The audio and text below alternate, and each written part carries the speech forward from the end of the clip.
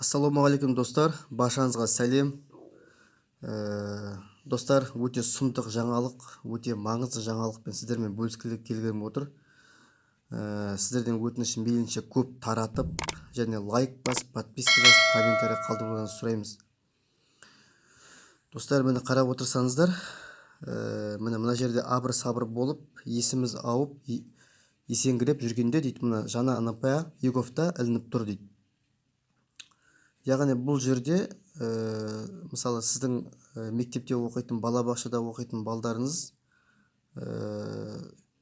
сабақ кезінде, балабақша кезінде бір көңіл күйі болмай тұрған болса, мұғалім мен психолог бір дәрі беруге мәжбүр болады екен де. Егер сол дәріні ішпейтін болса, заң жүзінде балаңызды тартып алады. Бұл Америкада кеңінен қол қойылған заң екен. Соны бізге қабылдатпақшы. Оның уақыты міне осы февральдың 21-не дейін Еговқа кіріп, қол қойып, қарсымын деп білдіру керекпіз. Қазақ халқы, сіздерге өтініш. Міне видеодан қойын, видеода толық түсіндіреді.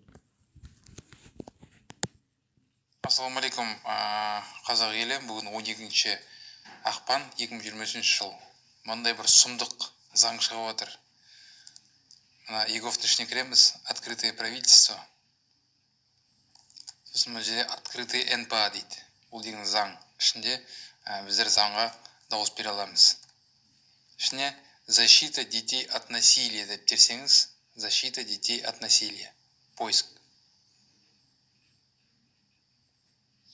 Мындай бір сұмдық заң шығып отыр. 21 ақпанға дейін обсуждение болады.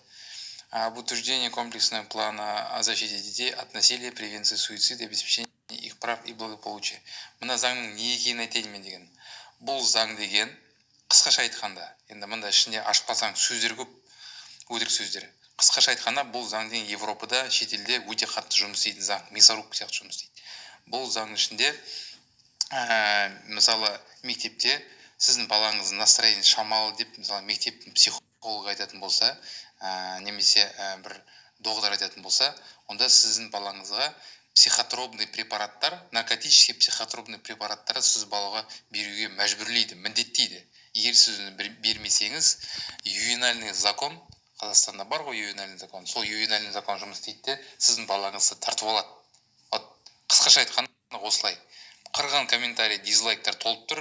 Комментарийдің бәрі отрицательный комментарий. Мұнан бәрі өтірік 85 комментарий положительный. Мұнан бәрі отрицательный. Ішінен оқып қарасаңыз комментарийді көресіз заң не туралы екен. Сондықтан уақыттарын 5 минут уақыттарын бөліп Еговқа кіріп, мынаған енді қарсы болу керек заңға. Міне достар, өздеріңіз көріп тұрғаныңыздай, ЭЦП ключпен, телефонмен болсын, планшетпен, компьютермен болсын, кіріп қарсымын деп айтыңыздар. Өздеріңіздің бәріміздің бала шағамыз бар. Бұл өзіміз қарсы болмасақ, 14 күн ішінде ертең болар. Міне сіздерге біз Еговқа шығарып қойған болатынбыз.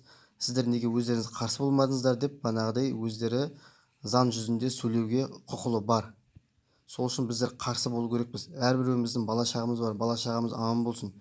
Сол үшін мейлінше таратып, комментарий қалдырып, подписка жасап, жан жаққа таратыңыздар достар.